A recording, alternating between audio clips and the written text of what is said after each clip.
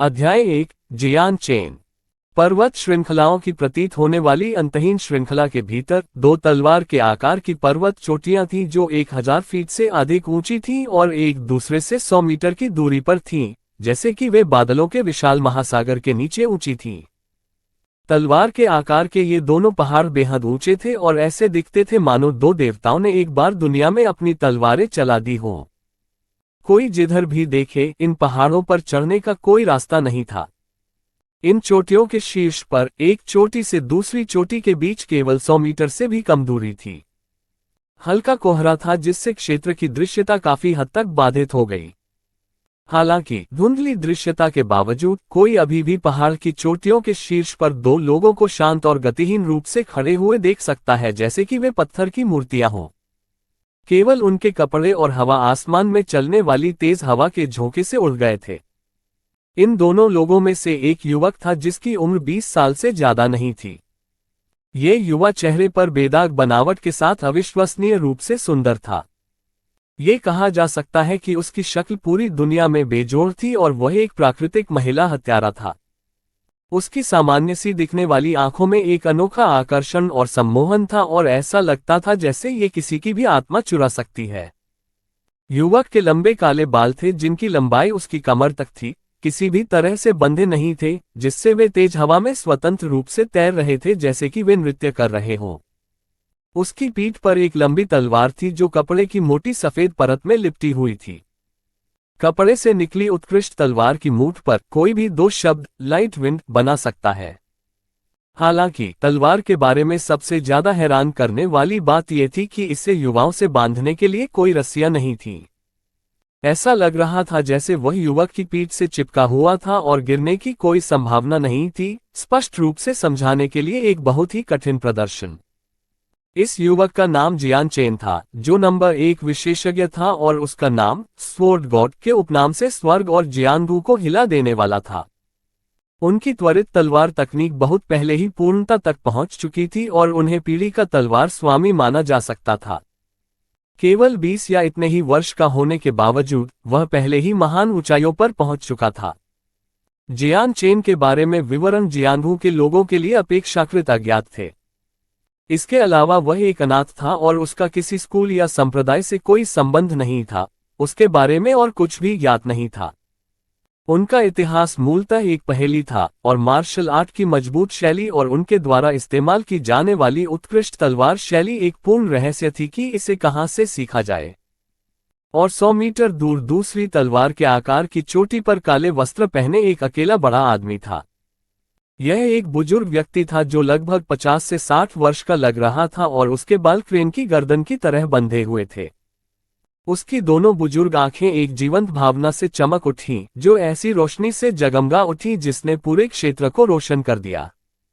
उसकी नजर एक तेज तलवार की तरह थी जो किसी को भी सीधे उसकी ओर देखने को तैयार नहीं करती थी। उसके हाथ में एक काली और मोटी लंबी तलवार थी, लेकिन सबसे आश्चर्य की बात यह थी कि इस विशाल तलवार में कोई धार नहीं थी। ये बुजुर्ग व्यक्ति वह महान व्यक्ति था जो 100 साल पहले जियानगू से गायब हो गया था, डूगो क्यूबाई। लेकिन वह केवल उनका उपनाम था क्योंकि किसी को भी पता नहीं था कि उनका असली नाम या पहचान क्या थी। इसका कारण ये था कि 100 साल से भी पहले उन्होंने हर एक अद्वितीय सुपर विशेषज्ञों को हराया था। आजकल डूगो क्यूबाई के बारे में कुछ भी जानने वाले और अभी भी जीवित रहने वाले लोगों की संख्या बहुत कम थी। लेकिन अब भी उन्होंने अपने पूर्व दिनों में जो शानदार रोशनी डाली थी वह पीढ़ी दर पीढ़ी चली आ रही थी। 100 साल बाद उसकी ताकत निश्चित रूप से पहले से कहीं अधिक मजबूत थी। इसका मतलब यह है कि कोई भी नहीं जानता था कि डूगो क्यूबाई कितनी मजबूत हो गई थी। चुपचाप डूगो क्यूबाई ने 100 मीटर दूर से 20 साल के जियान चेन को देखा। उसकी आंखें बेहद डरावनी थीं और उनमें तेज तलवार जैसी चमक थी जो कभी कभी किसी को भी स्थिर कर सकती थी। जियान चेन, इतनी छोटी होने के बावजूद आपके पास एक ताकत है जो मेरी तुलना में कमजोर नहीं है। तलवार के रास्ते में आपकी उपलब्धियां कुछ ऐसी हैं जिन्हें मैं भी प्राप्त करने की केवल आशा ही कर सकता हूं। लेकिन दुर्भाग्य से आपने मेरे एक प्रिय शिष्य को मार डाला, जिससे मेरे पास बदला लेने के अलावा कोई विकल्प नहीं बचा। चाहे कुछ भी हो, मैं आज न्याय के लिए अपने शिष्य के स्थान पर कार्य करूंगा। डूगो क्यूबाई ने गहरे स्वर में बात की। उसकी पहले से शांत आवाज पहले से ही खून की लालसा से भरनी शुरू हो गई थी, जिससे लोग कांपने और हिलने लगते थे। लेकिन जियान चेन का चेहरा हमेशा की तरह शांत रहा और उसने डूगो क्यूबाई को भावहीन भाव से देखा। उसका सफेद वस्त्र धीरे धीरे हवा में लहरा रहा था, जबकि उसकी कमर पर लटक रहे बाल हवा में स्वतंत्र रूप से नाच रहे थे। मुझे इसके लिए दोषी नहीं ठहराया जा सकता। यह आपका शिष्य ही था जिसने सबसे पहले मुझे अपमानित करने का निर्णय लिया। इसका दोष केवल उसकी कुशलता की कमी को दिया जा सकता है कि वह मेरी ही तलवार से मारा गया। जैसे ही शब्द उसके मुंह से निकले, जियान चेन के होंठ धीरे से खुले और बंद हुए। गुस्से में हंसते हुए डूगो क्यूबाई ने कहा, कौशल की कमी? तो फिर बहुत अच्छे। फिर आज मैं देखूंगा कि तुम कितने अनुभवी हो। इस बूढ़े आदमी को देखने दो कि तुम मुझे अपनी हल्की पवन तलवार से कहां मार डालोगे। जैसे ही वह बोला, डूगो क्यूबाई ने अपनी भारी लोहे की तलवार लहराई। तुरंत तलवार क्यूई की एक बड़ी मात्रा बिजली की गति से 100 मीटर दूर जियान चेन पर सीधे गोली चलाने से पहले तलवार से बच निकलने लगी। भाव शून्य चेहरे के साथ अपनी तलवार खोलते हुए जियान चेन ने जल्दी से अपनी पीठ पर बंधी लंबी तलवार को अपने हाथ में खींच लिया। सफेद रोशनी वाली यह दोधारी तलवार लगभग 1.3 मीटर लंबी और 2 अंगुल चौड़ी थी। तलवार से आगे बढ़ते हुए तलवार से और भी अधिक भयंकर मात्रा में तलवार क्यूई प्रकट हुई और डूगो क्यूबाई से तलवार क्यूई के जेट की ओर ऐसी गति से चली जिसे नग्न आंखों से देखना लगभग असंभव था। टकराना। स्वॉर्ड क्यूई की 2 किरणें एक जोरदार विस्फोट के साथ टकराईं, जिससे कान के पर्दे हिल गए। क्यूई की एक बड़ी लहर तीव्र गति से ऊपरी केंद्र से दूर बिखर गई, जिससे आसपास धुंध और बादलों की छटा बिखर गई। तुरंत जियान चेन और डूगो क्यूबाई ने एक दूसरे के लिए सीधे उड़ान भरी, उन जुड़वा चोटियों को छोड़ दिया जिन पर वे शुरू में खड़े थे। जैसे ही वे दोनों चोटियों के मध्य बिंदु पर पहुंचे, उन्होंने हवा में ही एक दूसरे से भयंकर युद्ध करना शुरू कर दिया। दोनों व्यक्तियों के वार अत्यंत तीव्र थे और उनके हथियारों से एक दूसरे पर वार करने से जो ध्वनि उत्पन्न हुई वह धातु के छल्लों की एक अंतहीन धारा थी। तलवार क्यूई की एक तेज मात्रा दोनों से सभी दिशाओं से निकली और उनके चारों ओर के परिदृश्य में विशाल छेद छोड़ गई। परिणामस्वरूप अनगिनत चट्टानें 1000 मीटर नीचे गिर गईं। कई सांसों के समय में जियान चेन और डूगो क्यूबाई बिजली की तेज गति से कई 100 वार कर चुके थे। बाद में दोनों व्यक्ति अपने अपने पर्वत शिखर पर वापस चले गए। प्रत्येक व्यक्ति पहनने के लिए बदतर स्थिति में था और उनके पहले से परिपूर्ण कपड़ों में पर्याप्त से अधिक आंसू थे।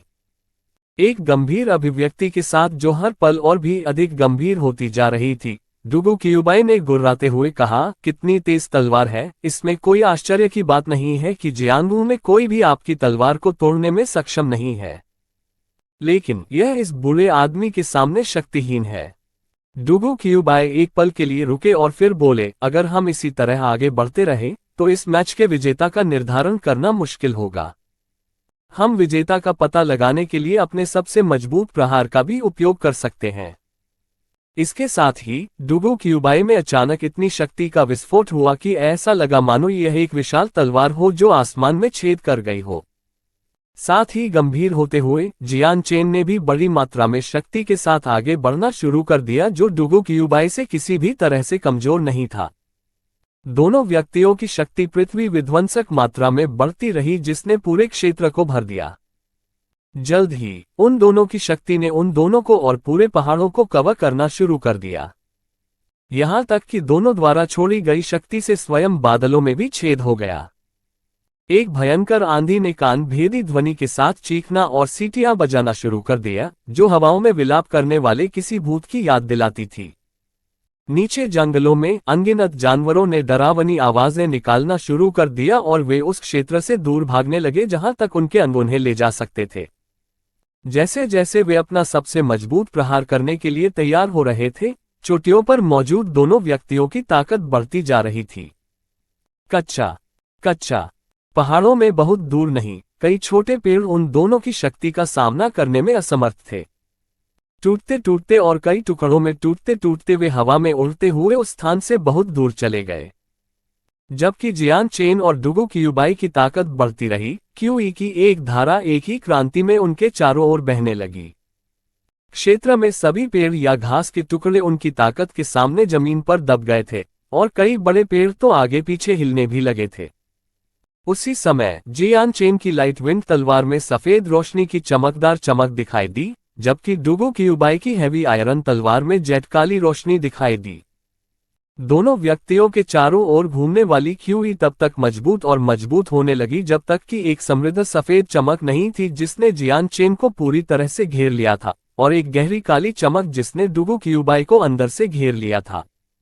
वे दोनों अपने अपने रंग में खो गए थे, जबकि देखने के लिए जो कुछ बचा था वह एक दूसरे के बिल्कुल विपरीत रंगों के साथ चमकने वाली रोशनी की दो गेंदें थीं। येन जियान चेन की हल्की हवा वाली तलवार पहले से ही एक शानदार चमक से भर गई थी और एक शक्तिशाली तलवार क्यूई के साथ हिलना शुरू कर दिया था जिससे कोई भी भयभीत हो सकता था। उसके काले बाल हवाओं में अजीब तरह से लहरा रहे थे, जबकि उसके साथ पहना हुआ सफेद वस्त्र भी उसके साथ लहरा रहा था। उनका पूरा शरीर हवा में तैर रहा था, और एक अदम्य शक्ति वाले युद्ध देवता के रूप में उनकी पहचान बनाने के लिए केवल एक नजर ही काफी थी। जैसे जैसे दोनों व्यक्तियों की शक्ति शिखर पर चढ़ती गई, दोनों व्यक्तियों ने अचानक एक भयंकर दहाड़ निकाली जिसने आकाश को बिजली की तरह हिला दिया और कान के पर्दों को छेद दिया। तुरंत एक सुंदर चमकदार सफेद रोशनी और एक गहरी काली रोशनी अविश्वसनीय गति से एक दूसरे की ओर बढ़ी। उस पल में जहां दोनों एक दूसरे से टकराएंगे, वहां कोई आवाज नहीं थी जैसी कि कोई उम्मीद कर सकता था। जब सब कुछ शांत हो गया तो कोई देख सकता था कि जियान चेन और डुगु क्यूबाई ने अपना स्थान बदल लिया है। अब हर कोई समान रूप से पीले चेहरे के साथ एक दूसरे से दूर दूसरे पर्वत शिखर पर था। जियान चेन की छाती से खून की एक स्थिर धारा बहती देखी जा सकती थी, जिससे उसके शुद्ध सफेद वस्त्र तुरंत दागदार हो गए।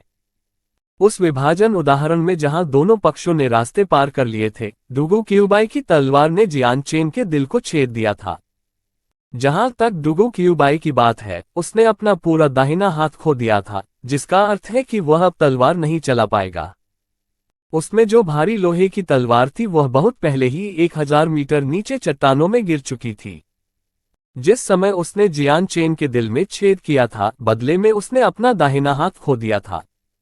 पहाड़ की चोटी पर चुपचाप खड़े होकर उसके मुंह से धीरे धीरे ताजा खून की धारा रिसने लगी। उसका सफेद चेहरा कागज की तरह पीला पड़ने से पहले और भी पीला होता गया। डुगु क्यूबाई की तलवार से उसका दिल छलनी हो गया था, जिसका अर्थ है कि वह एक ऐसे गतिरोध में फंसने के लिए अभिशप्त था जहां मृत्यु अपरिहार्य थी। हा। अचानक डुगु क्यूबाई उस पर्वत शिखर से हंसने लगा जिस पर वह खड़ा था। जियान चेन, अपनी प्रतिभा के साथ आप संभवतः कई वर्षों में मुझे हराने में सक्षम होंगे, परंतु ये तुम्हारा कितना दुर्भाग्य है कि तुम्हारी शक्ति मेरी शक्ति से कम है। अंत में तुम फिर भी मेरे हाथों हार गए। जैसे ही वह बोला, डुगु क्यूबाई ने शीघ्र ही आह भरी।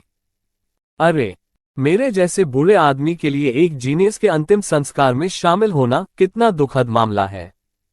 लेकिन फिर भी मुझे अपने शिष्य का बदला लेने के लिए जो करना चाहिए वह करना ही होगा। यह महसूस करते हुए कि वह धीरे धीरे जीवन की शक्ति से दूर होता जा रहा है, जियान चेन ने अपनी आंखें बंद करना शुरू कर दिया। उस क्षण वह अपने आप में शांत था।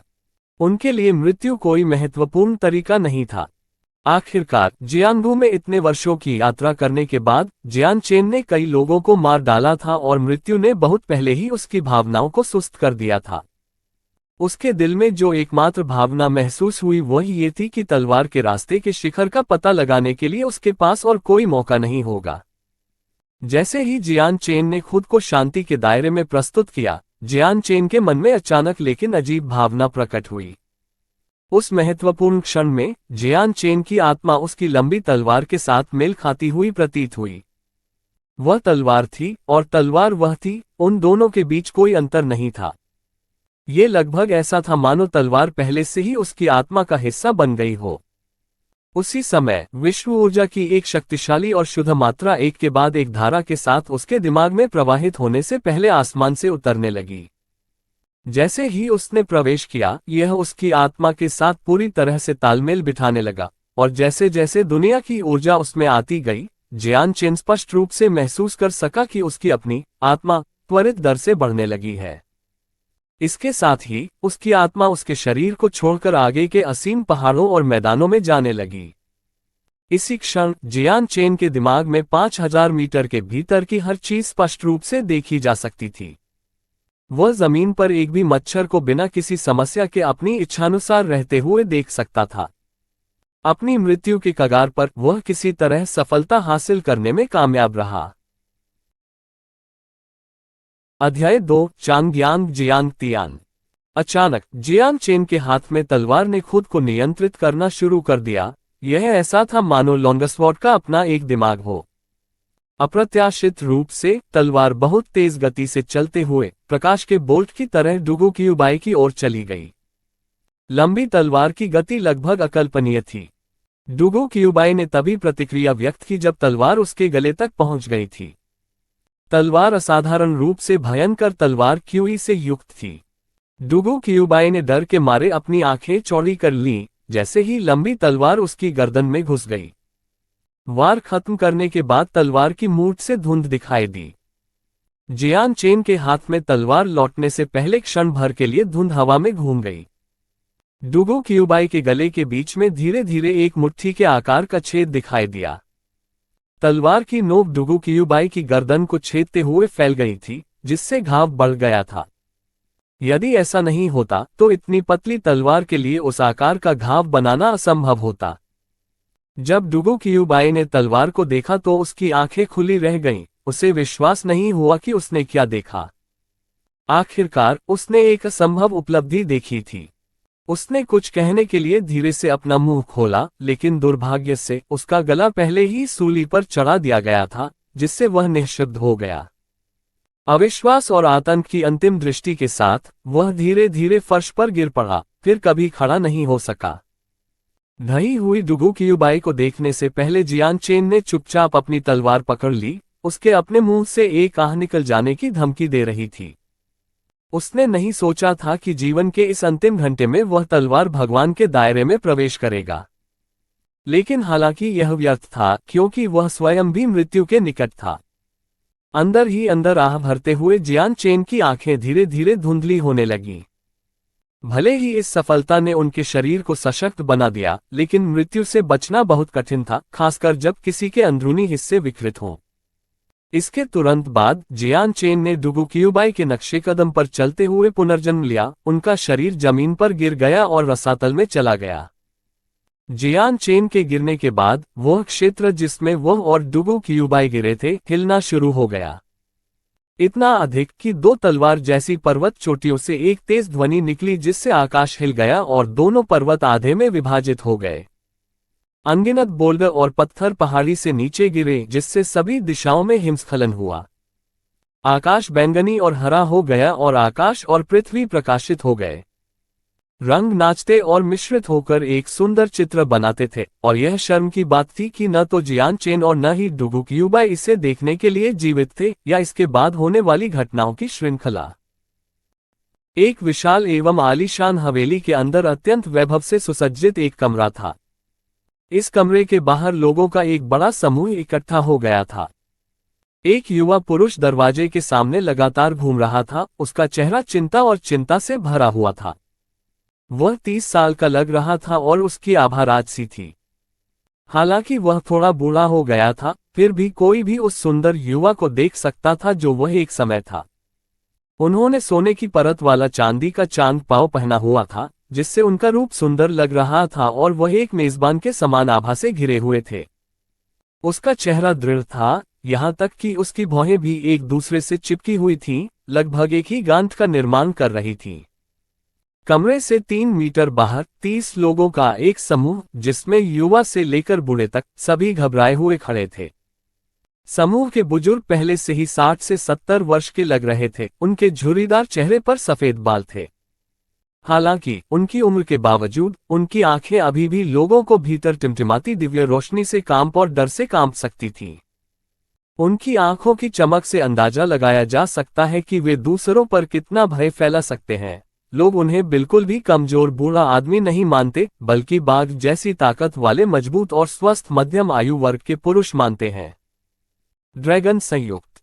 बाकी सभी पुरुष लगभग 30 से 40 वर्ष के थे। उनकी आभा भव्य थी और आंखें ऐसी थीं जिनसे कुछ भी पता नहीं चल रहा था। एक नज़र में ही पता चल गया कि यह सामान्य लोगों का समूह नहीं है। और उनके सामने वाले कमरे में एक औरत के दर्द से कराहने की आवाजें आ रही थीं। मैडम, धक्का लगाती रहो, बच्चा लगभग बाहर आ गया है। मैं दोहराता हूं, बच्चा लगभग बाहर आ चुका है। दर्द भरी गूंज के बीच से एक बुजुर्ग लेकिन अधीर आवाज सुनी जा सकती थी। जो लोग आवाज सुन सकते थे वे बता सकते थे कि आवाज की मालिक एक बुजुर्ग महिला थी। कमरे के बाहर अधेड़ उम्र का आदमी जो उत्सुकता से इधर उधर घूम रहा था, अचानक अपनी जगह पर ठिठक गया और तत्परता के भाव से बोला, ये पूरे दिन और रात से चल रहा है। यूना ने बच्चे को कैसे नहीं जन्म दिया है? यदि यह और अधिक समय तक खींचता है तो मुझे डर है कि यूना को भी प्रतिकूल स्थिति का सामना करना पड़ेगा। यहां तक कि उस आदमी की आवाज भी कभी न खत्म होने वाली चिंता से भरी हुई थी। महाराज, कृपया ज्यादा चिंता न करें। मैडम यूना निश्चित रूप से ठीक हो जाएंगी। आप भूल जाते हैं कि मैडम यूना एक उज्ज्वल संत मास्टर हैं। एक सफेद बालों वाले बुजुर्ग ने आत्मविश्वास के स्वर में कहा, लेकिन उनके चेहरे पर भी चिंता की झलक नहीं छुप रही थी। सफेद चांद पांव पहने भगवान बार बार आहें भरने लगे। उसके चेहरे पर चिंता और परेशानी रत्ती भर भी कम नहीं हुई। आखिरकार बाहर के लोगों के 2 घंटे और इंतजार करने के बाद कमरे के भीतर से एक उत्साहित आवाज आई, मेरे स्वामी, मेरे स्वामी, मैडम यूना ने जन्म दिया है। उसने बच्चे को जन्म दिया है और सुरक्षित है। और लड़का भी वैसा ही है। आवाज में भावनाओं की मात्रा पूरे घर में उत्साह पैदा कर रही थी। ये सुनकर वह अधेड़ उम्र का आदमी जो उत्सुकता से प्रतीक्षा कर रहा था, सुस्त हो गया। उसके चेहरे की चिंता पूरी तरह से मिट गई थी और उसकी जगह खुशी और भावनाओं की अभिव्यक्ति आ गई थी। वह इतना भावुक हो गया था कि उसे कहने के लिए सही शब्द नहीं मिल सके, और उसने इतनी तेजी से दरवाजे खोल दिए कि ऐसा लगा जैसे उनका अस्तित्व ही नहीं था। उसकी गति लगभग अकल्पनीय थी। किसी भी सामान्य व्यक्ति के पास इतनी ताकत नहीं हो सकती कि वह उतनी गति से दौड़ सके जो उसने अभी प्रदर्शित की है। अधेड़ उम्र का आदमी तुरंत बिस्तर के पास गया और उसके पास बैठ गया। उसका चेहरा चिंता से भरा था जब उसने उस महिला को देखा जो उसके ऊपर लेटी हुई थी। यूना, तुम कैसा महसूस कर रहे हो? तुम्हें बिल्कुल ठीक होना होगा। अपनी उत्तेजना के बावजूद उसकी आवाज कोमल थी और चिंता से भरी हुई थी। बिस्तर के ऊपर एक महिला बैठी थी जिसकी उम्र 20 के आसपास थी। उसकी शक्ल इतनी सुंदर थी कि उसके हाथ के लिए पूरा राज्य लड़ सकता था और ढह सकता था। उसका थका हुआ और पीला चेहरा पसीने से भीगा हुआ था, लेकिन फिर भी दिव्य रूप बरकरार रखने में कामयाब रहा। महिला ने थके हुए भाव से अपने बगल वाले आदमी की ओर देखा और मुस्कुराए, मेरे प्यारे पति, मैं ठीक हूं। कृपया मुझे मेरे बच्चे को देखने की अनुमति दें। ओह हाँ, बिल्कुल अभी, जब तक यूना ठीक है। वह आदमी खुशी से मुस्कुराने लगा, लेकिन उसने पीछे मुड़कर दाई की गोद में बंधे बच्चे को देखा। जैसे ही वह बोलने ही वाला था, दाई की भौहें आपस में जुड़ गईं और वह ध्यान से उस शिशु को देखने लगी जिसे वह पकड़ रही थी। उसकी भुजाएं गठरी को हिलाती रहीं और वह बुदबुदाती रही, रो बेबी, आगे बढ़ो और रो। तुम कौन बच्चे हो जो रोते नहीं? कितना अजीब है, मैंने कई बच्चों को जन्म दिया है, और हालांकि यह संख्या 1000 से अधिक बच्चों तक नहीं पहुंची है, मैंने 900 से अधिक बच्चों को जन्म देने में मदद की है। हालांकि ये पहली बार है जब मैंने हाल ही में जन्मे एक बच्चे को देखा है जो रोता नहीं है। लेकिन उसी समय वह बोली, जो पुरुष बाहर थे वे सभी कमरे में ढेर हो गए। उनमें से प्रत्येक के चेहरे पर मुस्कान थी। एक के बाद एक हर व्यक्ति बिस्तर पर बैठी महिला को बधाई देने लगा। अधेड़ उम्र का आदमी अभी भी बहुत मुस्कुरा रहा था और महिला से बोला, यूना, तुम्हें पहले आराम करना चाहिए। मैं एक क्षण में बच्चे को ले आऊंगा। वह आदमी फिर उठा और दाई की ओर चला। क्या हुआ? क्या ऐसा हो सकता है कि बच्चे को किसी तरह की कोई समस्या हो? उसकी आवाज थोड़ी धीमी हो गई थी। कभी कभी कुछ बच्चे बीमारियों के साथ पैदा होते थे।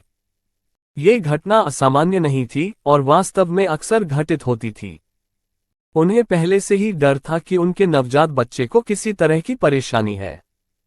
उनका प्रश्न सुनकर दाई का चेहरा उदास हो गया और उसने आदरपूर्वक कहा, मेरे स्वामी, युवा स्वामी को ऐसी कोई समस्या नहीं है जिसके बारे में मुझे पता है, लेकिन मेरे 10 वर्षों के अनुभव के अनुसार हर नवजात शिशु को यह समस्या होने लगेगी। चिल्लाना। लेकिन ये युवा स्वामी अलग है, यहाँ देखो, अपने जन्म के बाद से उसने एक झलक भी नहीं निकाली है। ये बेहद अजीब स्थिति है। बंडल में बंधे शिशु को देखकर उस आदमी का माथा सोच में पड़ गया। शिशु की आंखें चमकीली थीं और हर जगह देखने पर उनमें कोई अशुद्धियां नहीं दिखीं। एक क्षण वह इधर देखता और दूसरे क्षण वह उधर देखता। ऐसे में वह बेहद क्यूट थे और उन्हें देखकर ही आपको लगेगा कि उनके साथ कोई दिक्कत नहीं है। हालांकि उस व्यक्ति ने इस बात पर ध्यान नहीं दिया कि शिशु की चमकदार आंखों की पुतलियों की विशाल गहराई में एक भी अशुद्धता नहीं थी।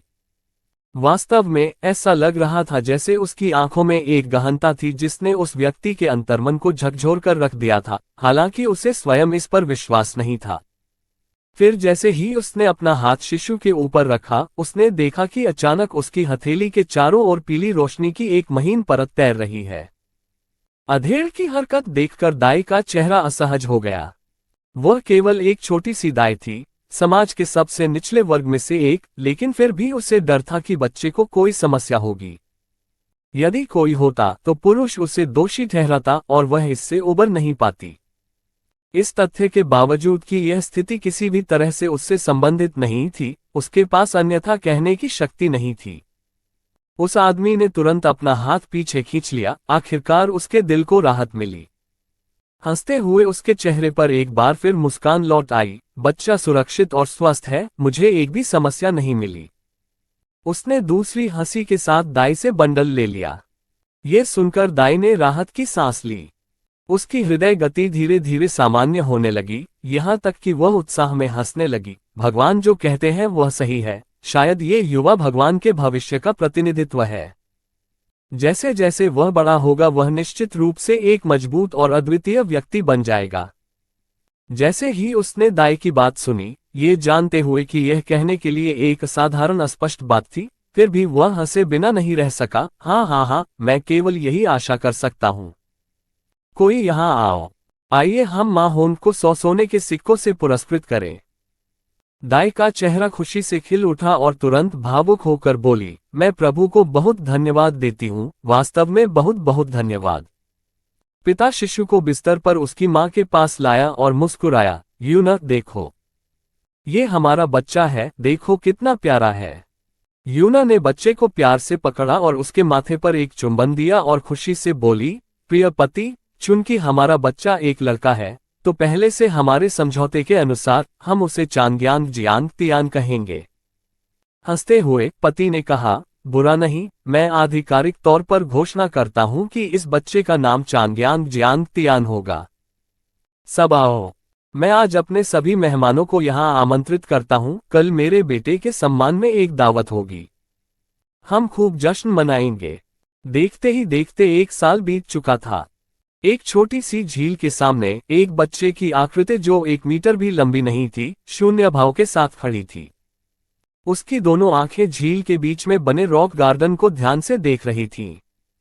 छोटे लड़के ने शानदार कपड़े पहने हुए थे, लेकिन उसके चेहरे पर भाव असामान्य रूप से जटिल थे जो 1 साल के लड़के में देखना अजीब था। सटीक रूप से कहें तो ये लड़का चांग्यांग जियांग तियान था, और इस पल उसके दिमाग के अंदर एक रोंगटे खड़े कर देने वाला दृश्य लगातार घूम रहा था। ठीक वैसे ही जैसे कोई फिल्म की रील देख रहा हो। वह केवल पर्वत श्रृंखलाओं की तस्वीरें देख सकता था जो 2 विशाल तलवारों की तरह दिखती थीं। उसके दिमाग में तलवार के साथ 20 साल के एक खूबसूरत युवक की एक और छवि आई, साथ ही डुगु क्यूबाई की 100 साल पुरानी युद्ध कठोर आकृति भी सामने आई। अंततः अपनी तत्काल मृत्यु के समय उसे उस सफलता की याद आई जो उसने अनुभव की थी, जिसने उसे तलवार भगवान के दायरे तक पहुंचने की अनुमति दी थी। उसके बाद उसे डुगु क्यूबाई की गर्दन पर छुरा घोंपने की याद आई, जिसका अंत उनके पारस्परिक विनाश में हुआ। अध्याय 3, शरीर को परिष्कृत करना। जियांग तियान ने अपने छोटे शरीर को देखा और हौंफने लगा। उसके चेहरे का भाव केवल जटिल बताया जा सकता है। पिछले वर्ष में वह ये गिनती भूल गया था कि उसके पिछले जीवन के क्षण कितनी बार उसकी आंखों के सामने आए थे।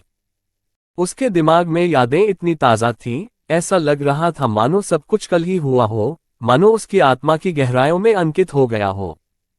चाहे उसने कुछ भी किया हो, वह यादों को नहीं भूल सका, लेकिन अब वह समझ गया था, पिछले जन्म में उन्हें जियान चेन कहा जाता था। अपनी मृत्यु के बाद वह अपनी स्मृति और आत्मा के रहस्यों को अपने साथ ले गया था और उसका पुनर्जन्म हुआ था। पुनर्जन्म के बाद भी उन्होंने अपनी सारी यादें बरकरार रखीं, इसलिए जन्म लेने के बाद भी उन्हें पहले से ही पता था कि कैसे बात करनी है। और उसके बिस्तर के पास बैठे लोगों की बातचीत के अनुसार उसे अंदाजा हो गया था कि वह किस प्रकार के घर में है। इससे भी महत्वपूर्ण बात यह है कि उसे पता चल गया था कि वह अब पहले जैसी दुनिया में नहीं है। यह एक नई दुनिया थी जिसके बारे में जियान चेन ने कभी नहीं सुना था। यहाँ तक कि जिस हवेली में जियान चेन रहता था उसका एक नाम था चांगयांग हवेली। हवेली लुओ शहर के शीर्ष 4 परिवारों में से एक की थी, प्रत्येक के पास शक्ति और प्रभाव था।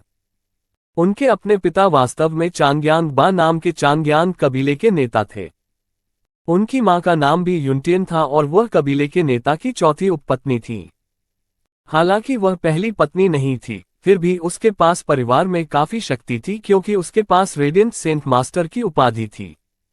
भले ही जियान चेन को ये समझ में नहीं आया कि रेडियंट सेंट मास्टर क्या होता है, वह ये जरूर समझता था कि ऐसा इसलिए था क्योंकि उसकी मां एक रेडियंट सेंट मास्टर थी, इसलिए कबीले में उसका दर्जा ऊंचा था और कई लोग थे जो उसका सम्मान करते थे।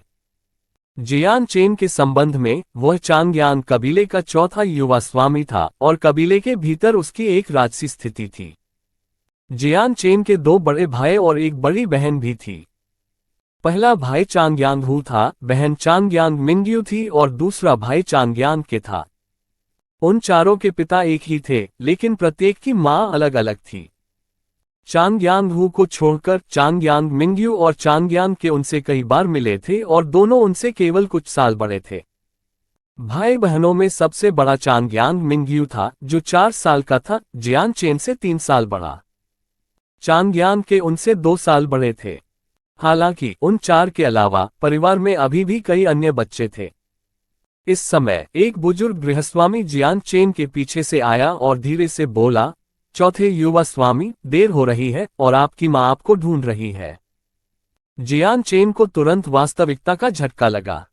आकाश की ओर देखते हुए उसे अचानक एहसास हुआ कि आकाश धुंधला हो रहा था, जो आने वाली रात का संकेत था। अनजाने में जियान चेन पूरी दोपहर तक वहीं खड़ा रहा। मैं समझता हूं चांग बाई, मैं 1 सेकंड में वापस जाऊंगा। चांग बाई चांगयांग कबीले की गृहस्वामी थी और अनिवार्य रूप से परिवार के हर एक मामले की देखभाल करती थी। इस कारण कबीले में उसका रुतबा काफी ऊंचा था। हालांकि वह केवल एक घर का नौकर था, फिर भी उसने काफी सम्मान अर्जित किया था, व्यावहारिक रूप से उतना ही जितना सम्मान स्वयं घर के मुखिया को प्राप्त था। जब चांग बाई ने जियान चेन को बड़ी उम्मीदों से देखा तो उसके चेहरे पर मुस्कान आ गई। यहां तक कि जब जियान चेन केवल आधे साल का था, तब भी उसे चलने के लिए दूसरों की मदद की जरूरत नहीं थी और उसने 8 महीने के भीतर जल्दी ही बोलना सीख लिया। वह न केवल स्पष्ट रूप से बोल सकता था बल्कि दूसरों से संवाद भी कर सकता था। केवल इन 2 उपलब्धियों के साथ जियान चेन को पहले से ही प्रतिभाशाली कहा जाने लगा था और कई लोग ये देखने के लिए उत्सुकता से इंतजार कर रहे थे कि वह कैसे बड़ा होगा। रात में जियान चेन अपनी मां बी युनटियन के साथ डाइनिंग हॉल में खाना खाने के लिए गया। जिस भोजन कक्ष में वे दोनों बैठे वह विशेष था, केवल घर का मुखिया, उसकी रखैले और उसके बच्चे ही वहां भोजन कर सकते थे। जब बी युनटियन और जियान चेन डाइनिंग हॉल में पहुंचे तो 3 सुंदरियां पहले से ही गोलाकार डिनर टेबल पर बैठी थीं। उनमें से प्रत्येक की उम्र 20 वर्ष के आसपास लग रही थी और उनमें से प्रत्येक ने अपनी गोद में एक बच्चा पकड़ रखा था। बच्चों में से एक लड़का था और दूसरी लड़की थी। लड़का करीब 3-4 साल का था और स्वस्थ लेकिन मोटा था। वह चांगयांग बा चांगयांग के तीसरे बेटे और युवा स्वामी थे। जैसे ही चांगयांग के ने जियान चेन को देखा, उसकी आंखों में दुश्मनी और नफरत भर गई। ये देखने में स्पष्ट था कि वह कुछ शुरू करने के इरादे से भरा हुआ था और कोई यह बता सकता था कि उसके मन में जियान चेन के प्रति पूर्वाग्रह था। चारों महिलाएं चांगयांग के से जियान चान के प्रति फैली शत्रुता को महसूस कर सकती थीं, लेकिन उनमें से किसी ने भी इसके बारे में दोबारा नहीं सोचा। उनके मन में ये केवल बच्चों के बीच का एक छोटा सा मामला था और निश्चित रूप से कोई बड़ी बात नहीं थी। दूसरा बच्चा 2 चोटियों वाली 4-5 साल की लड़की थी। उसकी चमकीली आंखों ने अभी भी शत्रुतापूर्ण चांगयांग के को देखा और हंसे। हर हंसी के साथ दिखने वाले उसके 2 डिंपल के साथ वह असाधारण रूप से सुंदर लग रही थी। हालांकि अब वह कम उम्र की थी, लेकिन यह निश्चित था कि बड़ी होने के बाद उसकी सुंदरता देवताओं को टक्कर देने वाली होगी। ये बच्चा चांगयांग बा की दूसरी संतान थी, साथ ही एकमात्र महिला संतान चांगयांग मिंग्यू भी थी। चौथे भाई, तुम यहाँ हो, आओ और बैठो। जियान चेन को देखकर उसके चेहरे पर मुस्कान और भी शानदार हो गई थी, क्योंकि उसने उसे हाथ हिलाया था। जियान चेन ने अभिवादन के रूप में चांगयांग मिंग्यू की ओर सिर हिलाया और खाने की मेज पर अपनी मां के साथ बैठ गया। बी यूनटियन ने जियान चेन को लाड़ प्यार करना शुरू कर दिया और धीरे से कहा, जियांग अपनी चाची और भाई बहनों को नमस्ते कहो। बिना किसी अन्य विकल्प के जियान चेन ने लाडली महिलाओं की ओर देखा। हेलो सबसे बड़ी चाची, दूसरी चाची, तीसरी चाची, दूसरी बहन और तीसरे भाई। जब से उसकी मां को पता चला कि वह कुशलता से बोल सकता है, वह उसे शिष्टाचार के बुनियादी नियम सिखा रही थी। जियान चेन की प्रवाह के साथ चलो मानसिकता के साथ उन्होंने उसकी शिक्षाओं पर कोई आपत्ति नहीं जताई। यह इस नई दुनिया में भी लंबे समय तक उसके लिए फायदेमंद साबित होगा। जब वह पहली बार इस अजीब नई जगह पर आया था, तो उसने इस नए शरीर के साथ बहुत संघर्ष किया था। चूंकि वह अपनी पुरानी यादों के साथ पुनर्जन्म हुआ था, फिर भी वह जियान चेन की तरह महसूस करता था। अपनी आत्मा के भीतर उन्होंने नहीं सोचा था कि यह नया जीवन उनका था, लेकिन जैसे जैसे समय बीतता गया, उन्होंने धीरे धीरे अपने नए शरीर और जीवन को स्वीकार कर लिया। हालांकि चाहे कुछ भी हो, बी यूनटिन अभी भी उसकी मां थी। हालांकि यह एक रहस्य था कि वह अपनी यादों को कैसे बनाए रखने में कामयाब रहा। वे किसी दूसरी दुनिया की जगह से थीं। इसका इस नई दुनिया से कोई संबंध नहीं था, इसलिए जियान चेन ने यादों को अपने दिमाग के सबसे गहरे हिस्से में छिपाने का फैसला किया था।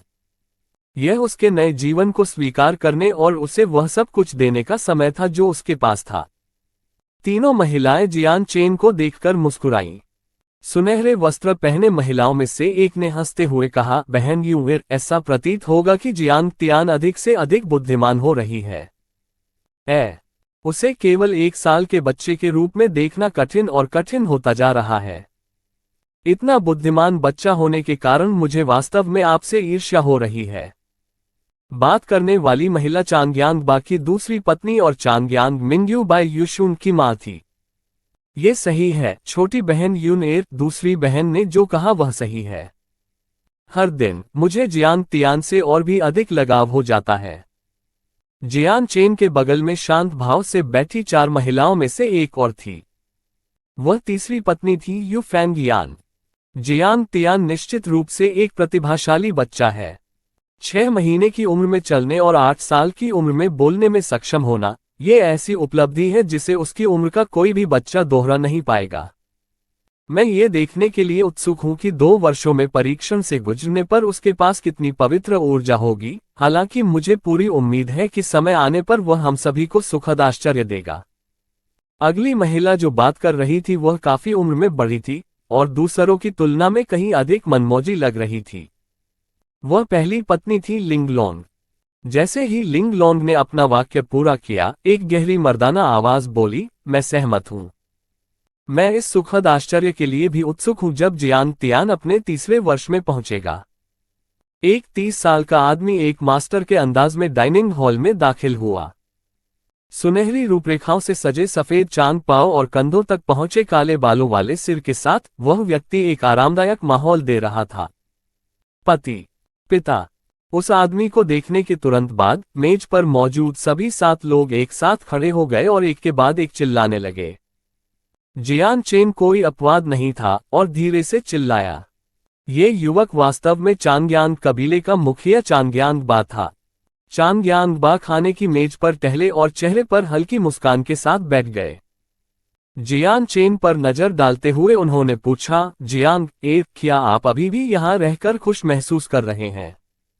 जियान चेन ने अपना सिर हिलाया, हाँ। चांग यांगबा के चेहरे पर एक मुस्कुराहट तैर गई। जियांग अगर आपको कभी भी इस घुटन भरे पुराने घर में बंद महसूस हो तो बेझिझक बाहर का पता लगाएं और इसे अपने लिए अनुभव करें। मुझे पता है पिताजी, जियान चेन ने उत्तर दिया।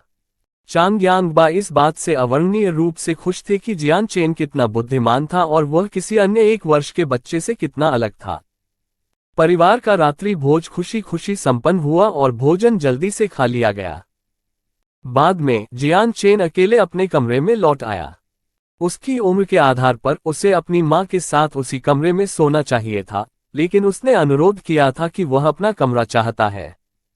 इस अनुरोध के संबंध में जियान चेन दृढ़ थे और अन्यथा राजी नहीं होंगे।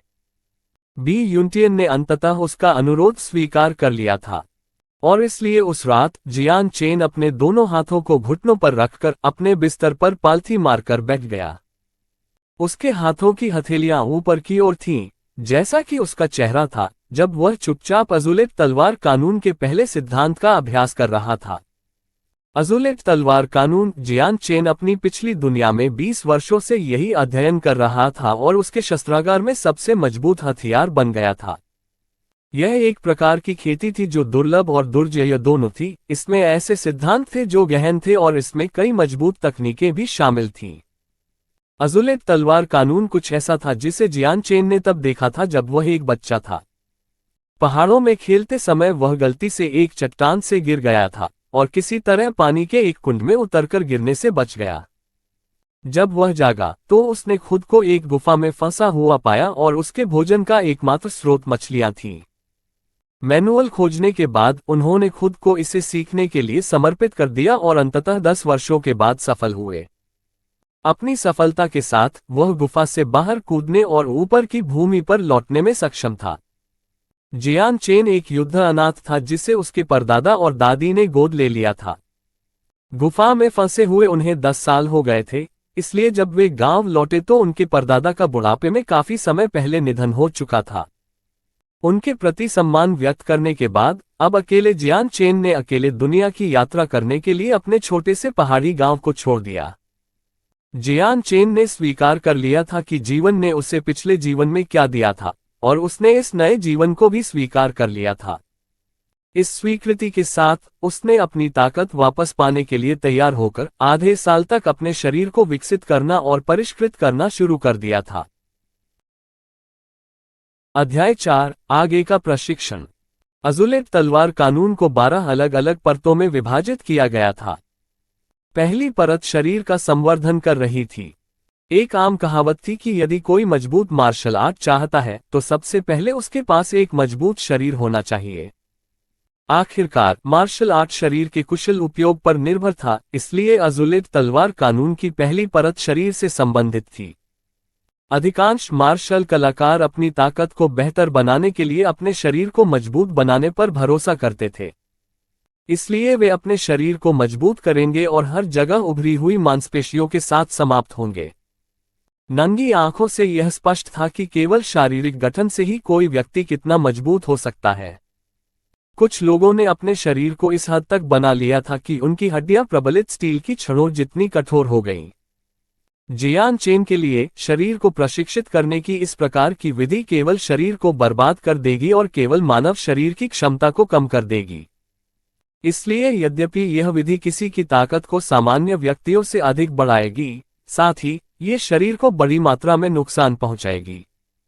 जिन लोगों ने इस तरह से प्रशिक्षण लिया उनका जीवन काल आमतौर पर छोटा होता था। जब वे बुजुर्ग अवस्था में थे तो शरीर के भीतर बीमारियां और हानियां उनके लिए उच्च आवृत्ति पर होती थीं।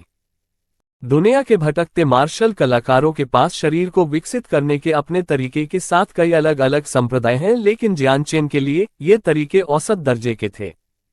ये लेने के लिए सही रास्ते नहीं थे, यहाँ तक कि यिजिन जिन का शाओलिन तरीका भी कोई अपवाद नहीं था। भले ही यिजिन जिन के सिद्धांत सुंदर थे कि कैसे इसने आंतरिक शक्ति को विकसित किया और कैसे इसने बाहरी मांसपेशियों को भी मजबूत किया, लेकिन शरीर को मजबूत करने का यिजिन जिन का तरीका अभी भी वही था। इसने मनुष्य के मूल को मजबूत नहीं किया और केवल बाहरी ताकत पर ध्यान केंद्रित किया। इसे शरीर को विकसित करने का शिखर नहीं माना जा सकता अगर यह पूरे शरीर को लक्षित नहीं करता। अज़ुलेट स्वॉर्ड लॉ में लिखी विधियां वास्तव में गहन और जादुई थीं। स्वर्ग और पृथ्वी दोनों की क्यूई को अवशोषित करके और फिर इसे परिवर्तित करके कोई इसे शरीर की हड्डियों के भीतर शामिल कर सकता है। इससे शरीर के प्रत्येक अंग और यहां तक कि प्रत्येक कोशिका को उनकी सीमा तक मजबूत होने की अनुमति मिली। मूल कमजोरी दूर हो जाएगी और शरीर सबसे इष्टतम स्थिति में पहुंच जाएगा, साथ ही शरीर को लंबी उम्र जैसे अनगिनत लाभ मिलेंगे। जब कोई बात के तरीकों का अभ्यास करेगा तो आपका भौतिक शरीर ताकत में नई ऊंचाइयों तक पहुंच जाएगा, और जैसा कि अज़ुलेट तलवार कानून ने संकेत दिया, यदि कोई शरीर की खेती के उच्चतम स्तर तक पहुंच सकता है तो वह स्वर्ग और पृथ्वी तक भी जीवित रह सकता है। हालांकि यह तरीका अपनी ताकत से जुड़ा था। यदि किसी की क्यूई भौतिक शरीर से अधिक मजबूत थी तो अज़ुलेट स्वॉर्ड लॉ उस क्यूई का उपयोग करेगा और उसे मजबूत बनाने के लिए शरीर में शामिल करेगा। इस मामले में कि किसी का भौतिक शरीर और उसकी क्यूई ताकत दोनों संतुलन पर थे, तो उसे अगले स्तर तक पहुंचने के लिए एक सफलता हासिल करनी होगी। केवल इस चक्र से ही कोई अपने पूरे शरीर को बिना किसी सीमा के लगातार बेहतर बना पाएगा।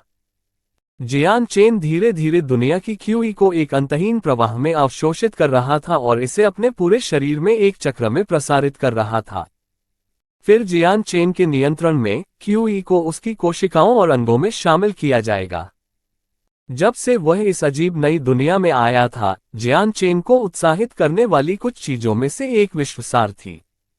विश्वसार अत्यंत सघन था, शायद उसकी दुनिया में क्यूई की तुलना में 100 गुना अधिक सघन था।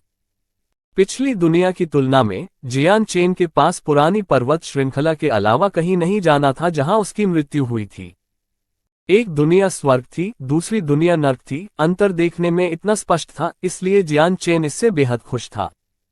हालांकि जियान चेन जो नहीं समझ सका वह इस दुनिया के विश्वसार और उसकी पिछली दुनिया के विश्वसार के बीच का अंतर था। जबकि दोनों की भावनाएं समान थीं, जियान चेन ध्यान से खोज रहा था कि विश्वसार में एक अतिरिक्त प्रकार की ऊर्जा थी। इस प्रकार की ऊर्जा विश्वसार का एक छोटा सा हिस्सा थी और आपस में जुड़ी हुई थी, जैसे कि एक साथ मिश्रित हो ताकि उन्हें अलग न किया जा सके। जब उन्होंने इस नई प्रकार की ऊर्जा को अपने शरीर में समाहित कर लिया तो कुछ भी नकारात्मक नहीं हुआ। तो उसके कारण जियान चेन ने विश्वसार से स्पष्ट रूप से भिन्न ऊर्जा को हटाने की कोशिश नहीं की थी। हालांकि जियान चेन अब इस मामले में उत्सुक था। विचार उसके दिमाग में घूम रहे थे, लेकिन यह नई ऊर्जा इतनी सरल नहीं थी कि इसे इतनी आसानी से समझा जा सके। कभी खत्म न होने वाले विश्वसार को उसके शरीर में समाहित कर लेने के बाद जियान चेन स्पष्ट रूप से महसूस कर सकता था कि उसके शरीर की हर एक धमनी और कोशिका मजबूत हो गई है। विश्वसार जो उसके शरीर में लिया गया था वह एक विशाल स्वास्थ्य टॉनिक की तरह था, जिसने उसे अवशोषित करते हुए उसके शरीर को जीवंत महसूस कराया। उसका शरीर एक विशाल प्यासे बाघ की तरह था जो और अधिक चाहता था। उसी समय जियान चेन को हर तरफ से एक सुखद अनुभूति महसूस हो रही थी और वह चिंता से मुक्त महसूस कर रहा था, क्योंकि यह अनुभूति उसे दूर ले गई थी। देखते ही देखते 1 और साल बीत गया। जियान चेन पूरे 2 साल से इस अजीब दुनिया में था। उन 2 वर्षों के दौरान जियान चेन ने चांगयांग हवेली के बाहर एक भी कदम नहीं उठाया। हर दिन अपने खाली समय के दौरान जियान चेन अपने कमरे में अकेले अज़ुलेट तलवार कानून शरीर साधना के पहले सिद्धांत का अभ्यास करते थे।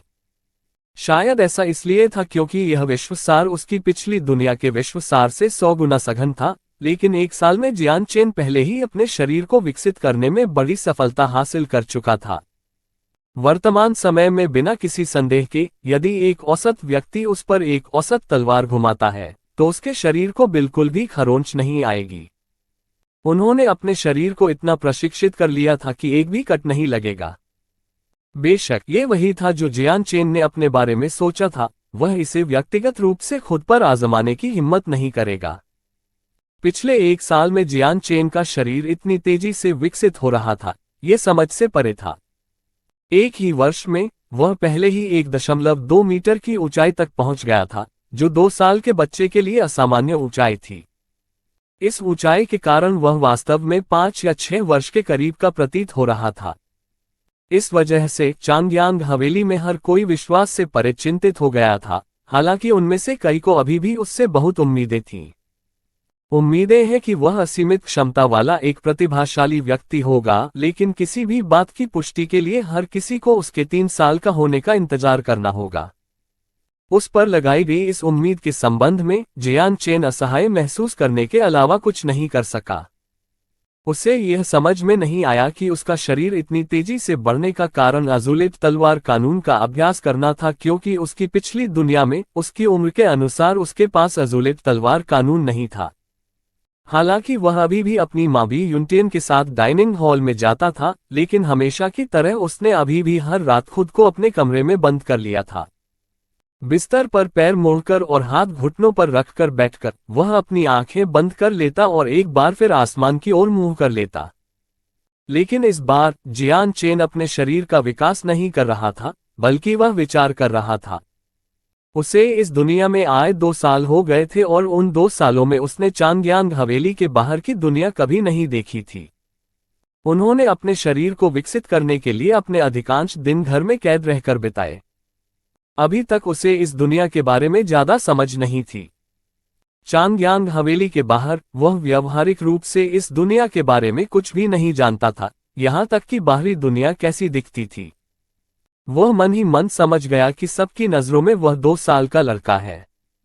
2 साल का एक लड़का आम तौर पर लापरवाही से बड़ा होने के दौरान अपने माता पिता द्वारा खुशी से पोषित होता है। हालांकि जियान चेन उस स्थिति में बिल्कुल नहीं होगा। जब वह अपने बिस्तर पर सोच रहा था, जियान चेन ने आखिरकार फैसला किया कि कल सुबह वह अपने माता पिता से पूछेगा। उसके लिए ये जानना और समझना जरूरी था कि इस दुनिया में बाहरी दुनिया कैसी है। ये सोचने के बाद जियान चेन ने धीरे से अपनी आंखें खोली और बिस्तर से उतर गया। आज रात वह हमेशा की तरह अपने बिस्तर के ऊपर अपने शरीर का अभ्यास नहीं करेगा, बल्कि वह अपने कमरे के मध्य बिंदु पर अपनी आंखें बंद करके खड़ा होगा। जियान चेन के दिमाग में रहस्यमय कदमों की एक जोड़ी दिखाई देने लगी। तभी जियान चेन के दिमाग में एक तस्वीर उभरी। किसी फिल्म की रील की तरह तस्वीर कभी रुकने वाली नहीं थी, लेकिन वह केवल सफेद चांद पाव पहने हुए एक आकृति देख सकता था। यह एक युवक था जिसके हाथ में तलवार थी और वह तेजी से एक रहस्यमय भूमि से गुजर रहा था। वह इतनी तेजी से चल रहा था कि एक सामान्य व्यक्ति को उसे स्पष्ट रूप से देखने में कठिनाई हो सकती थी। चूंकि वह युवक कम जगह में होने के बावजूद बहुत तेजी से चल रहा था, उसके पीछे पीछे की छवियों की एक श्रृंखला चल रही थी। यह आकृति जियान चेन का पिछला अवतार था, और जो कदम दिखाई दे रहे थे वे वास्तव में अज़ुलित तलवार कानून का प्रतीक थे, जो वास्तव में एक रहस्यमय छवि थी। जैसे ही सुबह की रोशनी उसके कमरे में एक खिड़की की दरार से चमकी, जियान चेन ने अचानक अपनी आंखें खोली और वह कमरे के बीच में खड़ा था। इस घंटे में वह अंततः स्थानांतरित हो गया था। उसके पैर इतनी तेजी से हिल रहे थे कि वह व्यावहारिक रूप से धुंधला हो गया था। उनके पैरों की गति कुछ समय तक इस प्रकार बनी रह सके, इसके लिए अधिकांश मार्शल आर्टिस्ट भी इस स्थिति में नहीं रह पाएंगे। जियान चेन के पैर रहस्यमय तरीके से चल रहे थे क्योंकि वह एक निश्चित प्रक्षेप पथ पर चल रहा था। जैसे ही वह अपने कमरे के चारों ओर तेजी से घूम रहा था, उसकी अत्यधिक तेज गति की हरकत के कारण उसके पैरों में एक छोटा सा बवंडर आ गया था।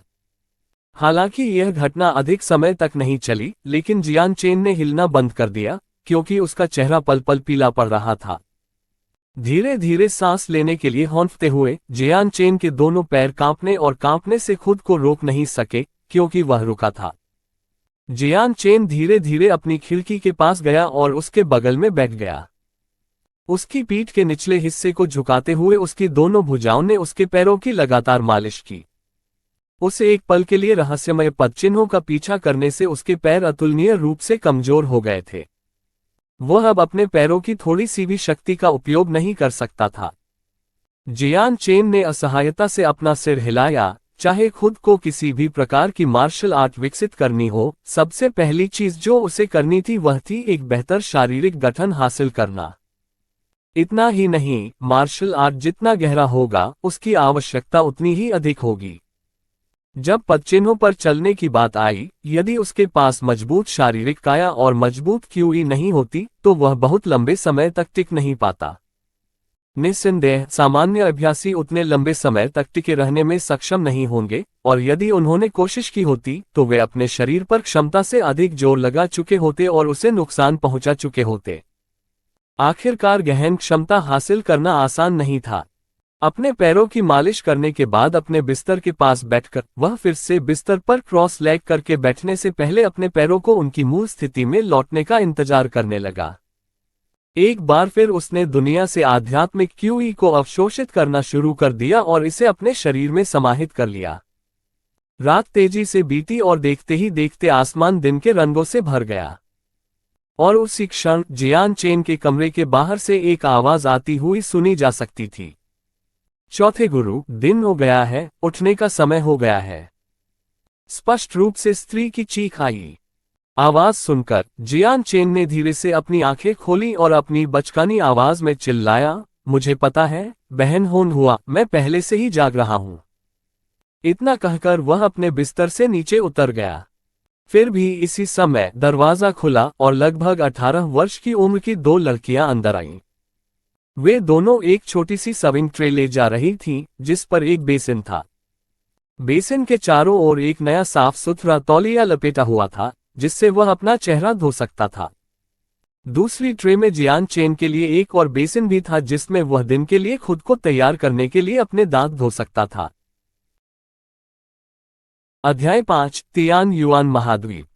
बहन होंग हुआ, बहन डोंग मेई, आपकी परेशानियों के लिए धन्यवाद। 18 साल की लड़कियों को देखते हुए जियान चेन ने चुपचाप दोनों को धन्यवाद दिया। ये दोनों नौकरानियां चांगयांग परिवार की नौकरानियां थीं और विशेष रूप से जियान चेन की रोजमर्रा की जरूरतों को पूरा करने के लिए थीं। चूंकि जियान चेन हमेशा अपने कमरे में अकेला रहता था, इसलिए उसकी मां भी युनटियन ने उसकी प्रतीक्षा करने के लिए 2 नौकर लड़कियों को काम पर रखा था। जियान चेन की बात सुनकर दोनों लड़कियां जोर से हंसी और फिर बोली, चौथे मास्टर, हर तरह से इतने विनम्र मत बनो। हम बस वही कर रहे हैं जो हमें करना चाहिए। ये सही है, चौथे गुरु, कृपया भविष्य में इतना विनम्र होने से बचें। यदि बड़ों ने ये सुन लिया कि आप हमारे साथ कैसा व्यवहार कर रहे हैं, तो हमें कठोर दंड दिया जा सकता है। दूसरी नौकरानी ने कहा था। जियान चेन मुस्कुराया, चिंता मत करो, अगर अन्य लोग आसपास होते तो मैं इस तरह बात नहीं करता। जियान चेन असाधारण रूप से बुद्धिमान थे और चांगयांग हवेली में स्थिति के संबंध में सख्त नियम थे। यदि चौथे मास्टर को ऐसे शब्द कहते हुए सुना गया, तो यह निश्चित होगा कि दोनों लड़कियों को हल्की सजा नहीं दी जाएगी। अपना चेहरा धोने के बाद जियान चेन अपने कमरे से चला गया और हमेशा की तरह अपनी मां के कमरे की ओर चला गया। दोनों के बीच दूरी ज्यादा नहीं थी, यह उनके अपने कमरे से केवल 20 मीटर की दूरी पर था। कमरे में प्रवेश करने के कुछ देर बाद जियान चेन ने अपनी मां को ड्रेसिंग टेबल पर अपने बगल में खड़ी अपनी 2 नौकर लड़कियों की मदद से मेकअप करते हुए देखा। जियांग एर, आप आज सामान्य से पहले यहां आ गए। जियान चेन पर एक नजर डालने पर प्यार और आराधना से भरी एक सौम्य मुस्कान देखी जा सकती थी। उसके चेहरे पर प्यार का भाव देखकर जियान चेन का दिल भी नर्म हो गया। अपनी पिछली दुनिया में जियान चेन जब छोटा था तब उसने अपने माता पिता दोनों को खो दिया था और इस प्रकार उसने मातृ प्रेम के बारे में कभी नहीं जाना था, या यहाँ तक कि इसका अनुभव भी नहीं किया था। लेकिन जब वह इस दुनिया में आए थे तो उन्हें इस मातृ प्रेम की शक्ति का स्पष्ट एहसास हुआ था, और इसी वजह से समय के साथ धीरे धीरे उसने प्यार की इस भावना को संजोना शुरू कर दिया था। जियान चेन अपनी मां के पास गया और अपना पेट सहलाया और शर्मिंदा हंसी के साथ कहा, आपका बेटा भूखा है। कल रात के कठिन अभ्यास के बाद उसे भूख की हल्की हल्की पीड़ा महसूस हो रही थी।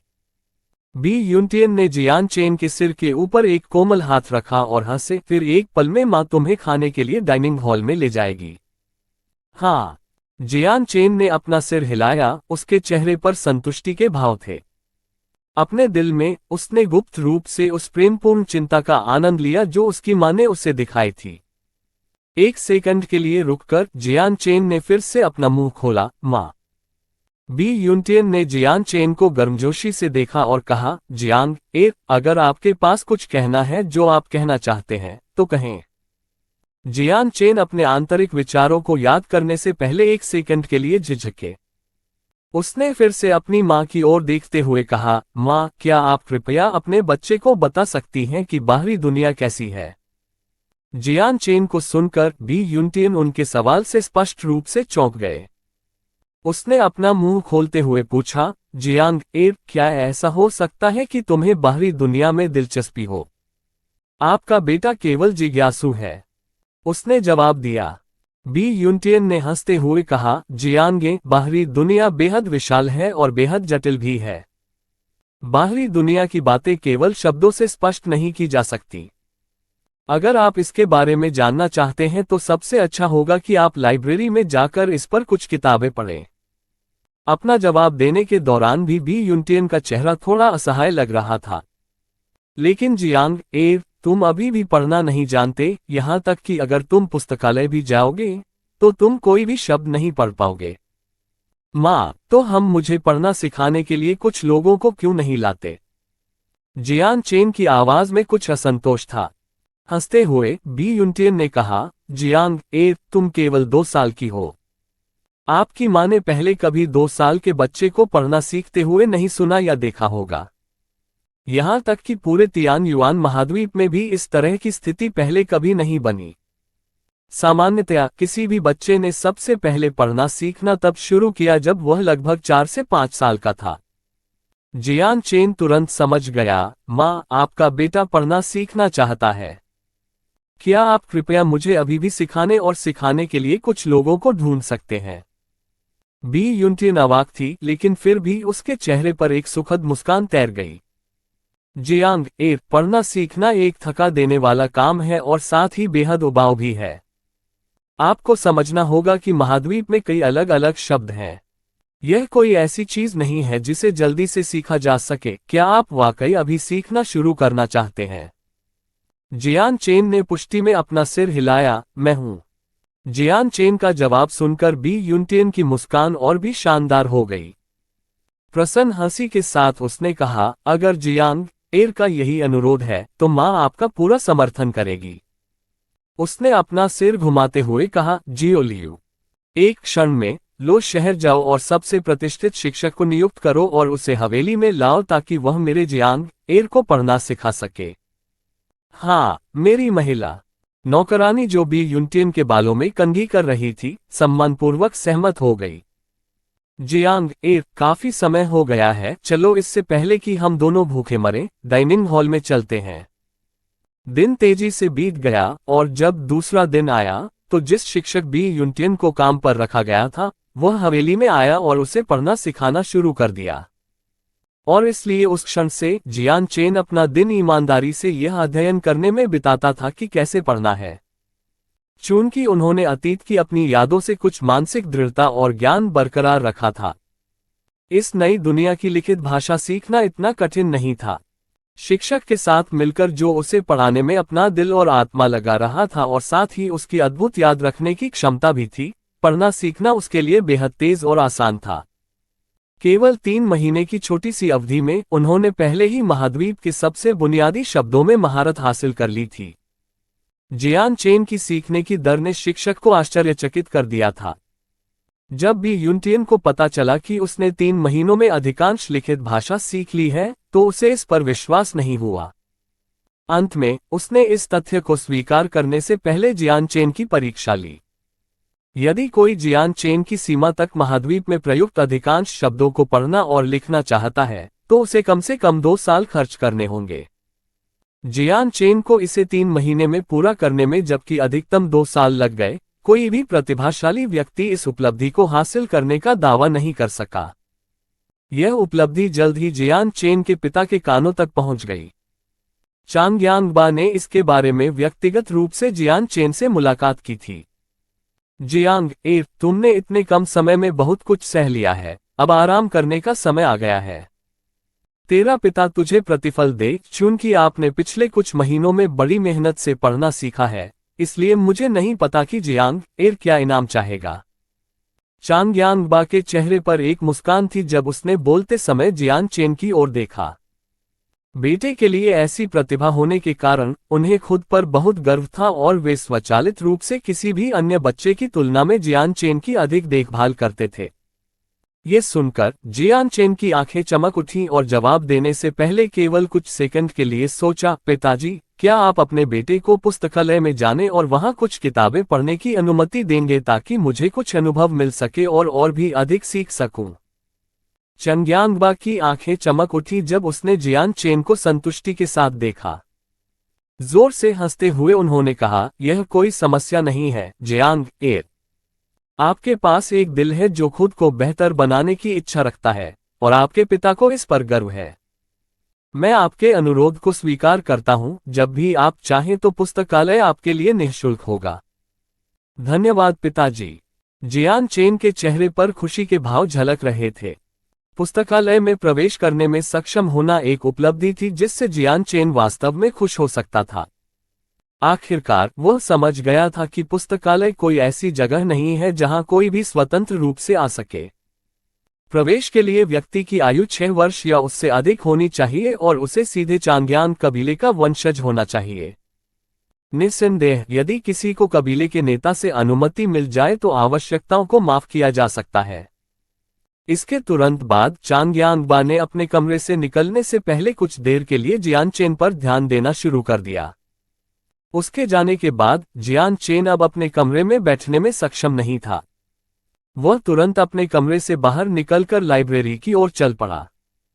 3 महीने तक अध्ययनपूर्वक पढ़ना सीखने के बाद ये सब पुस्तकालय में प्रवेश करने और बाहरी दुनिया से संबंधित जानकारी देखने में सक्षम होने के इस क्षण तक ले आया।